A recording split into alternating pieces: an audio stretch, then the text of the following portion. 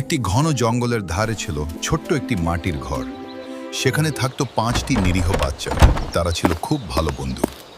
একদিন বিকেলে তারা সবাই মিলে জঙ্গলের ভেতর দিয়ে হাঁটতে বের হলো। চারপাশে পাখির ডাক, রোদের আলো, সবকিছু ছিল শান্ত আর সুন্দর। কিন্তু হঠাৎ ঝোপের আড়াল থেকে একটি ভয়ঙ্কর বাঘ তাদের দিকে ঝাঁপিয়ে পড়ল। বাঘটি তাদের একজনকে ধরে ফেলল এবং মুহূর্তেই তাকে গিলে ফেলল। বাচ্চাগুলো আতঙ্কে দৌড়াতে লাগলো। বাঁচাও, বাঁচাও বলে চিৎকার করতে লাগলো। ঠিক তখনই আকাশ থেকে এক রহস্যময়ী এলব মেয়ে এসে উপস্থিত হল। তার হাতে ছিল ধনুক আর তীর।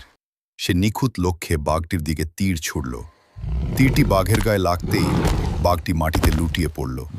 সব শান্ত হলে একটি ক্ষীণ আওয়াজ শোনা গেল, বাঁচাও, বাঁচাও। এলফটি বুঝতে পারল আওয়াজটি বাঘের পেটের ভেতর থেকে আসছে।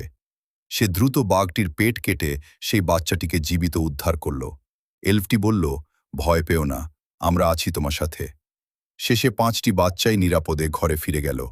বিদায়ের সময় সেই বাচ্চাটি এলব মেয়েটির সামনে মাথা নিচু করে গভীর সম্মান জানালো।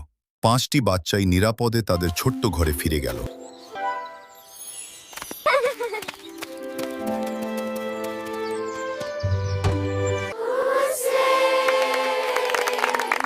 চোখ রাখুন টপার কিন্ডো টিমে।